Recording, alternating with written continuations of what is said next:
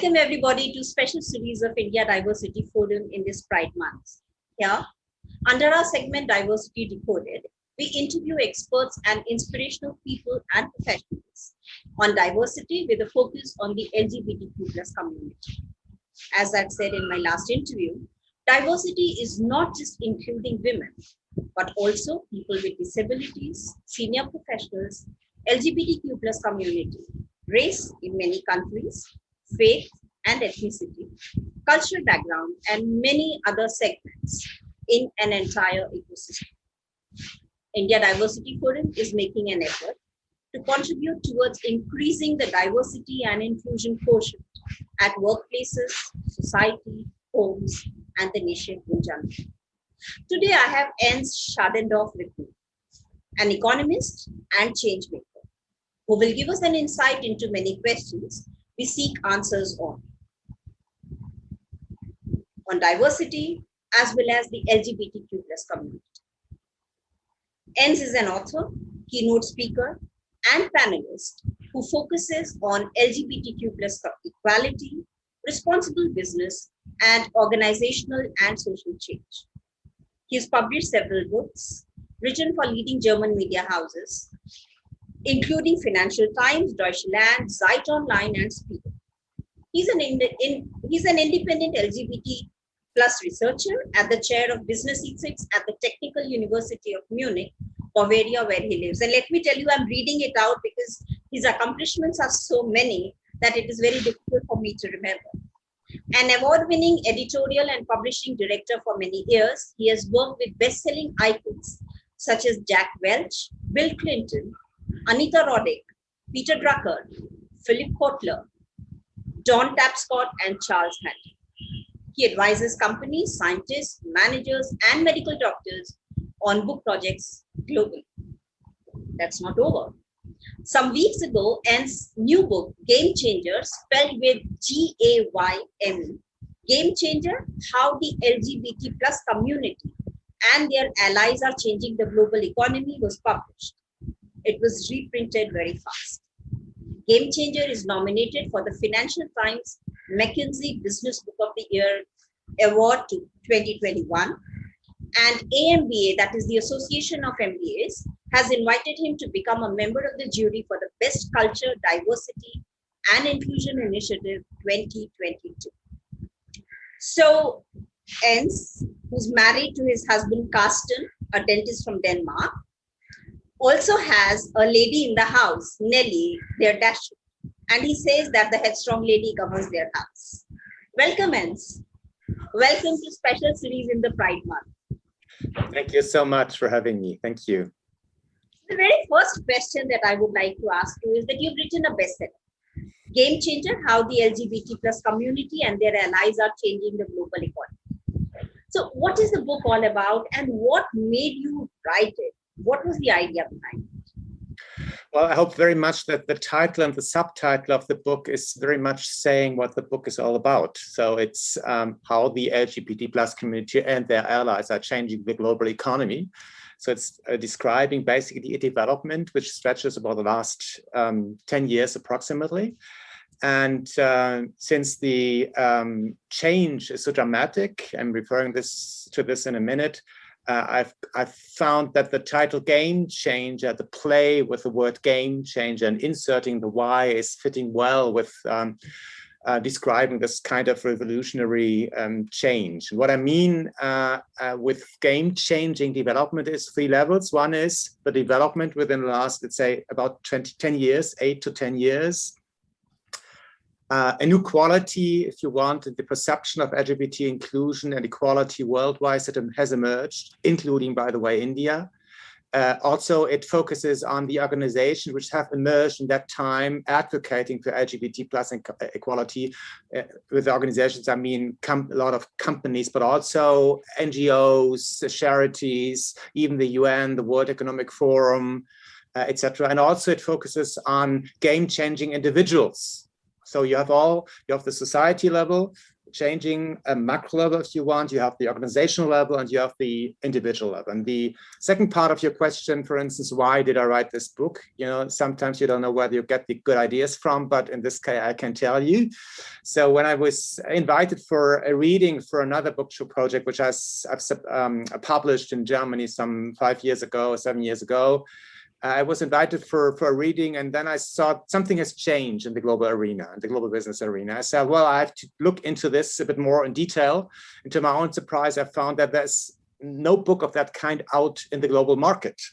And I found I have to follow this path. And then since I have this background as a book publishing myself, being an economist and LGBT plus researcher, I think this has fit very well. And I started immediately with writing a proposal, finding a publisher, et cetera, et cetera. That's basically the background of my motivation. Great. So you've done immense research when it comes to writing this book, Ens, and as you said, you've done your research in India as well. What difference do you find in the concept, context, understanding, and implementation of the same in India vis-a-vis Europe or the USA? Well, that's a big question, but let me try to give some elements of an answer. Of course, for instance, if you look at Europe, so you looking from India at Europe, it's one unity. But me here in Europe and in German, having been living, for instance, 7.5 years in Switzerland, that's a different culture. Looking to Italy is a different culture, and of course, going to France is again a different. So I speak French, and I know very much about what I'm talking. So of course, you're right when you say that the US and Europe, or that you imply that the US and Europe are spearheaders in the development of moving on with LGBT equality activities, especially in the US and the UK as well. But what I wanted to say with the differentiations in Europe, there are faster countries and there are slower countries and companies in that respect. So when it comes to India, of course, India has as well different paces. And if you look back, what was the game-changing moment for India, for as well to be allowed for companies and organizations to pop up and work for LGBT plus equality more than before was, of course, the 377 judgment by the Constitutional Court, which of course opened up a sort of energy for many people to look at that topic more. And of course, that's a very young development. It's only 3 years. It's less than 3 years even. And if you go back to the US, for instance, the whole development for engaging for LGBT plus rights started in '69. So the game-changing development for the US, but also for European states, at least for the Western European states, was connected with the year '69. So, of course, there is a long difference, or a big difference between '69 and 2018 in India. And of course, this gives you an indication that, of course, beyond the huge cultural differences, and there's a huge cultural differences, of course, not because the majority of India is Hindu, believing Hindus, but is of course some parts are Muslim, and of course in the US it's a completely different picture. And Europe is again a very different picture. That's a cultural difference, but there's also a difference in terms of how many years companies and organizations could work for this topic. And in terms of the concepts, since you were referring of the contents, I think that's also I give you just small indicator. I think it's also a vast question. I think there is a tendency, in particular in the Western world, to assume that there's a spearheader and the others have to follow. And I'm not convinced whether this is right. Of course, there is a lot of knowledge been grown during the last 40, 50 years, especially during the last 10 years. For instance, Indian experts of D&I and LGBT D&I can build on. But on the other hand, I think there is such a huge cultural wealth as well in the Indian society, which can be used to perhaps find an own value and an own path for an own LGBT plus equality strategies as well in companies. So that's one take on it. Of course, there's more to say, but just to finish here, because I think there are questions you had. Yeah. I had a question about the game changer in the world and India, which I believe you answered here very well about 69 and 2018 and the differences that started after that. So I will go to my next question, which is about, you talk a lot about pink washing. I have read your articles, and that is the image polishing in the context of the LGBTQ plus community. So to a layman, it is a new term who people do not understand what exactly pink washing is. So do please walk us through what it means and how does it concern or affect the society at large? Well, that's also a very important thing. If we look back, for instance, 7 or 8 years, again, to the Western world, where it was even more difficult for LGBT people in India, for instance, to even show up as to be gay or lesbian or bisexual or queer, whatever, non-binary. So about that time, there was a change in the Western world that was very clearly seen. I am describing this in my book at length. For instance, at the UN level, at the World Economic Forum level, there was a major case as well, Barilla, an Italian pasta company, where the CEO was speaking up with homophobic remarks and was punished by the young generation, by the social media.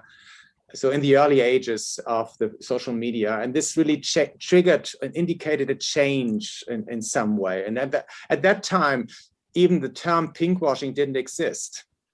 So I'm giving speeches and people are asking, what do you think about pinkwashing? So wonderful that we're having pinkwashing. Why? Because it's a term which describes that people, companies or other organizations are blamed to pretend that they are LGBT friendly. So, and the fact that they have to justify why they perhaps only pretend to be LGBT friendly, I think is a good sign in the development towards the positive. So if the term pinkwashing is used, I think the mere emergence of the term pinkwashing is a good sign for a good development. And I would say that if you then take this term as well and look at how this perhaps is used then in India, I think that's a different situation because, of course, the Indian journey in terms of moving towards more LGBT equality in the workplace, I think is in a very early stage. So that I don't know whether there is any blaming of any company in India that would then say this company is pinkwashing. But in the Western world, of course, that's a major thing because it includes, for instance, that companies are using the rainbow as a symbol for LGBT friendliness to just market and to reach customers to sell its products. And it's not honest. So that the company is not really taking responsible towards the LGBT community, or it's not engaging and investing in equality in the company or in the communities they're living in. That's a major difference, I think. So I think if at a certain point in India, a company is blamed to be pinkwashing, to be a pinkwasher, I think that's a good sign as well, in the sense I was just describing. But it's more as of a facade, that means, though. It's a facade. It's an as if, pretend. But as I said, so when I did research in India, for instance, SAP, so some tech companies who are very engaged, for instance, in Mumbai or Bengaluru or so, of course, these companies are mostly global corporates. They are from the US, from Western countries, including SAP, I was just mentioning, or Accenture, for instance, IBM, and others, consulting companies like BCG or McKinsey, law firms, et cetera, et cetera. So those ones, of course, they are having this global perception. They have also the internal pressure to fulfill a promise that they are giving within their corporate world. They say, in our company, every human being can be or she or they themselves as they want to be. And we as a company ensure that they can, wherever they are for us, if they are in the US or in Rome or in Amsterdam or in Australia or in Delhi. So, and of course, that's a wonderful promise. But on the other hand, of course, we know that the cultural differences are huge. And I was referring to the court ruling related to 377 in India. And of course, just changing a law is only a beginning. It's not more, but it's a beginning. And of course, it's now easier for companies to engage visibly for LGBT plus equality in India than it was before. But there, very many are still in the early phase. But there's, let me add this perhaps, the mere fact that there, for instance, there's now the Pride Circle Foundation, who are teaming now with Stonewall in Britain for advancing LGBT equality in India. Launching the first Indian workplace equality image is a wonderful sign that there's now LGBT plus job fair, and several already since 2018 is a wonderful sign, and more and more and more. So there's good indicators, but of course, let's be honest, we are in an early stage here, and we have to be patient. At the same time, we have to be speedy and go on. I agree with you. We are in early stages, and I'd like to bring to your notice that India Diversity Forum is organizing an India Diversity Job Fair on the 27th of August. And we have invited the LGBTQ plus community to apply. Of course, there are the other factors as well, but we are trying to make that difference. Yes, these are the early stages, but we hope that everybody has to take the first and second step to go up the ladder. So I will come. That's wonderful news. That's wonderful news. Thank you so much. So there's one thing that I would like to ask here. I've read your write-ups, and you say that the LGBTQ plus community today is a powerful factor in the global economy, and that's what I believe you're writing in the book as well. But is it really? Because for the way we see it, that despite the openness in the society and a hesitant welcome to the LGBTQ plus community, the world, more or less, if I can say so, is still homophobic. So why do you say? Well, I think two parts. My answer has two parts. One is, of course, I think many of our listeners know what the basic argumentation is when it comes to the advantages of diversity inclusion. So the basic argumentation is, in a highly competitive world, companies who are capable to offer and to enable an open and welcoming corporate culture do better because of the free flow of communication and information. They do better in terms of creativity and innovation and productivity, etc., in terms of growth. And this is also good for society and for the economy as a whole. So that's the basic line of thought we are having. There is research for this. For some parts of the diversity cosmos, like, for instance, the gender dimension, so more women into power and economic power, the business case of women diversity, gender diversity is well founded. And of course, there's as well similar research out in terms of ethnic diversity, but also on LGBT plus diversity. So the same argument applies to several diversity dimensions. So that's one layer. The other thing is, so very specifically what you were saying, do they really, so is the community, LGBT plus community has really become an economic factor in the global economy? Yes. So let's for instance, first of all, look at the numbers of LGBT plus people in the world. So there are approximations how many people in every society, wherever we are, belong to this community, and this is between 5 and 10%. So imagine of the 1.2 billion Indian people, I think it's 1.2 approximately, and then take 10% and then take them out so that they can't learn, that they can't produce, that they can't contribute to their communities and to society. 10% is, I wouldn't say 10% less GDP, but it's also less healthcare costs because you don't have so much health problems, of course. People, for instance, from other countries would not go to an India, which is completely homophobic because of tourist dollars are not there anymore.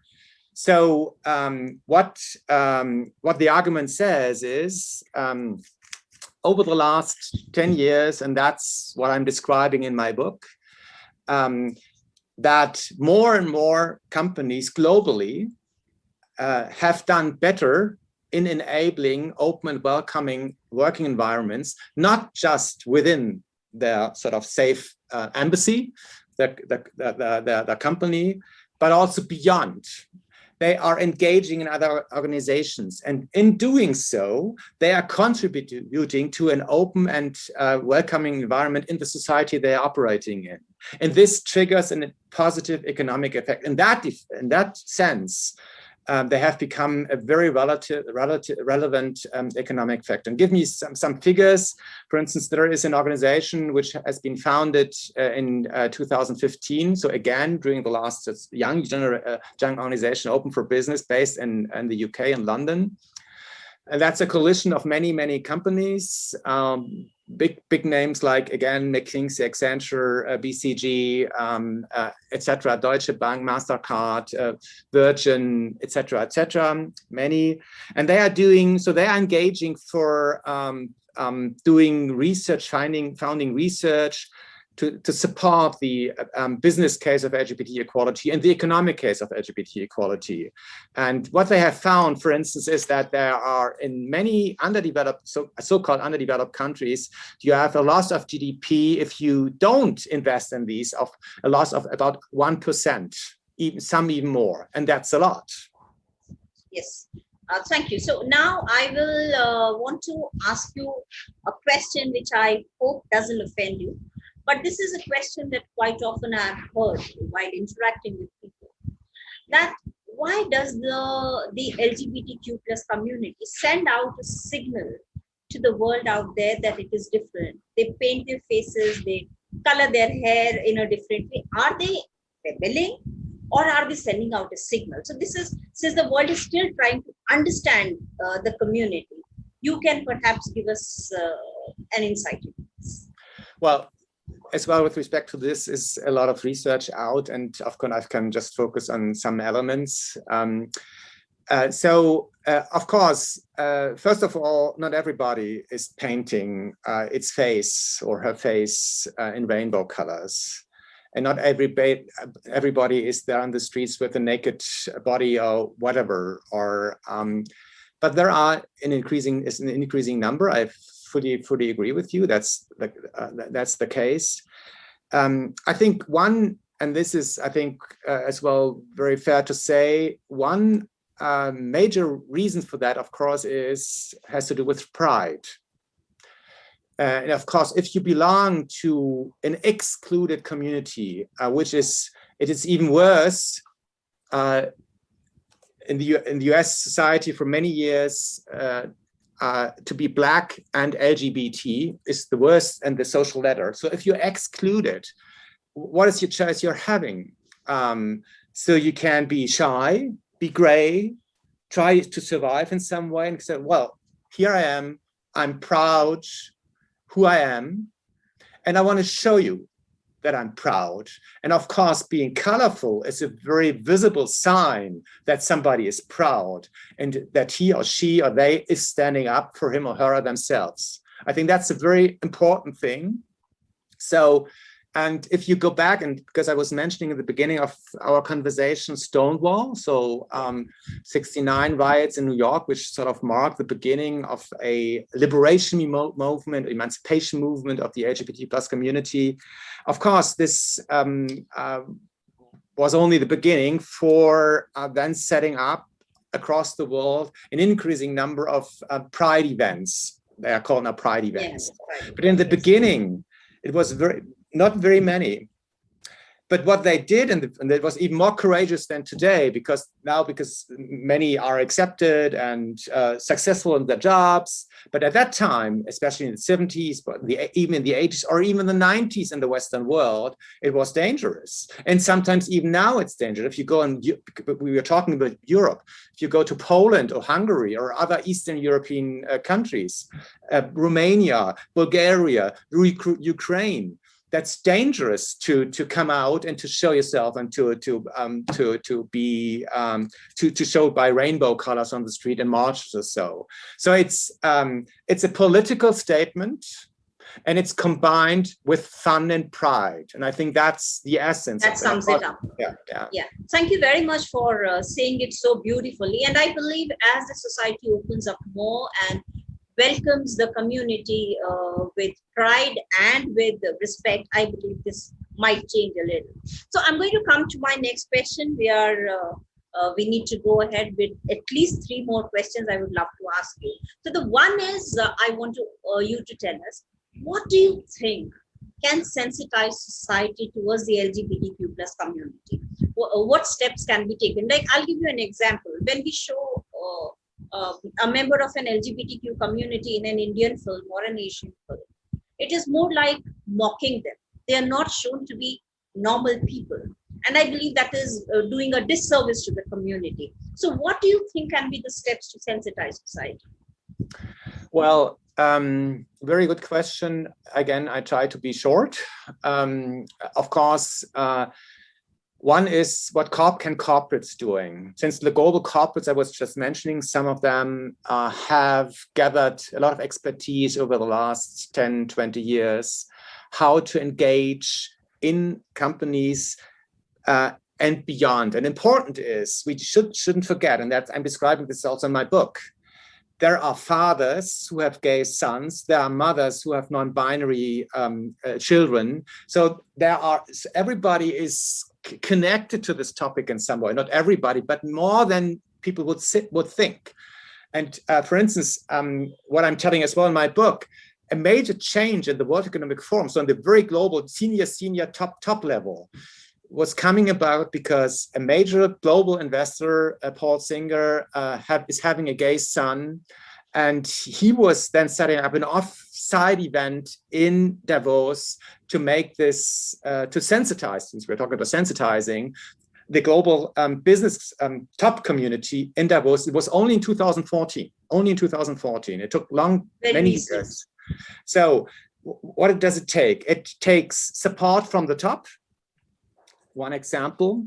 It takes, of course, sensitize the media, work for changing role models in the media. It takes, of course, using the knowledge, as I was saying, accumulated by companies in the last decade or so, and applying that and localize them, for instance, to India or to China or whatever country. I think it's very important. That's a process actually which is happening, that corporates but also lawmakers understand we can't just copy, we have to adapt and localize, because if we take this idea of diversity really serious on several levels, you have as well to adapt to the local standards and to local customs and so forth and so forth.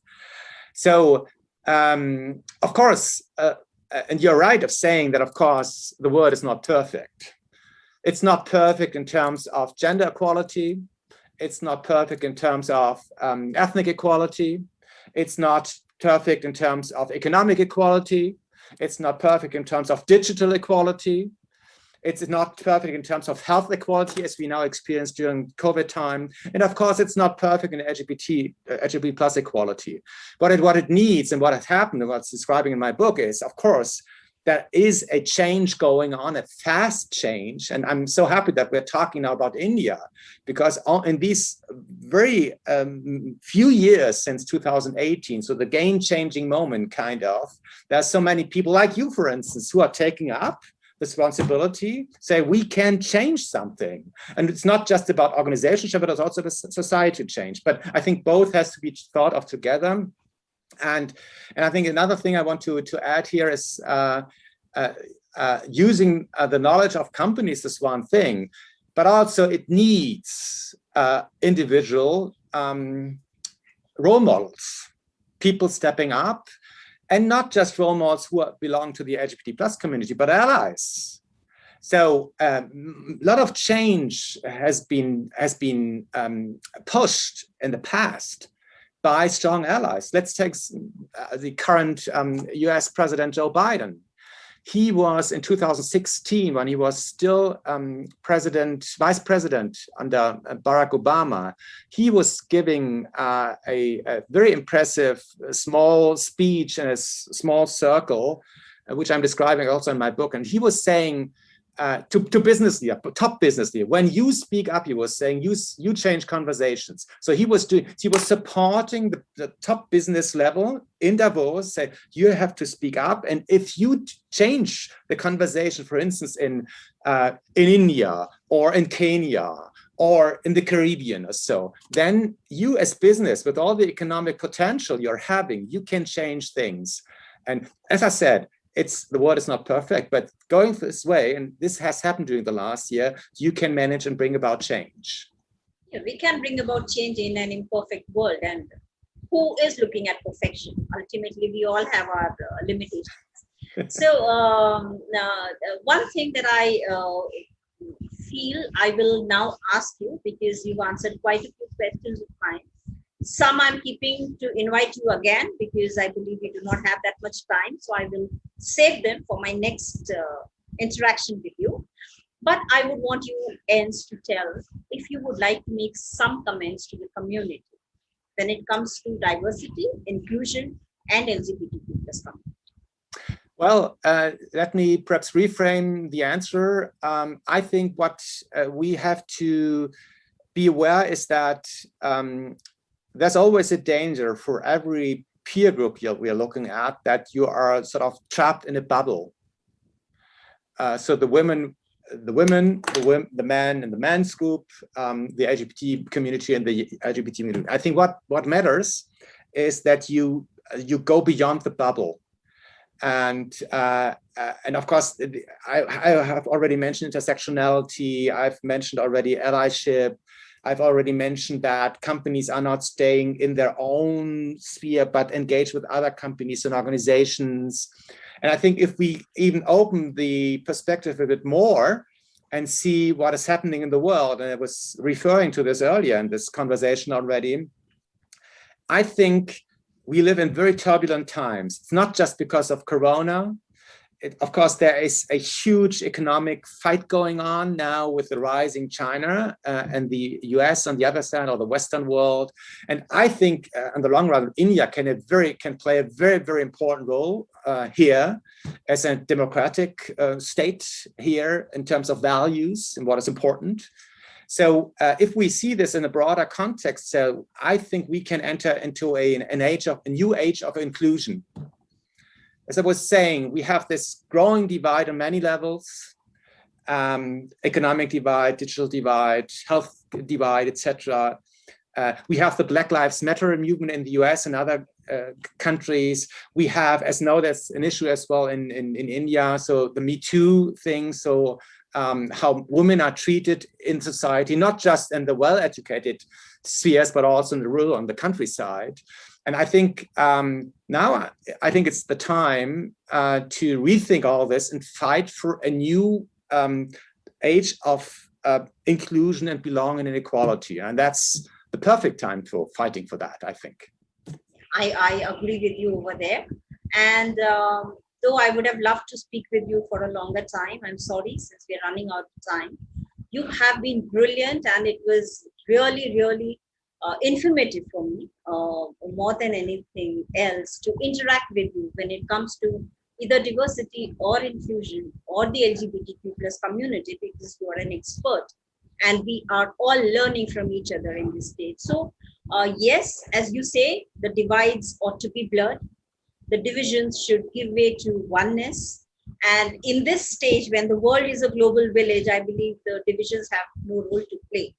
And that is where people like you and me and others come in, wherein we can blur these divisions. So thank you, Ens. Thank you very much for giving us your time. And we look forward to interacting with you again on some other forum of India Diversity Forum. And thank you. Have a great day.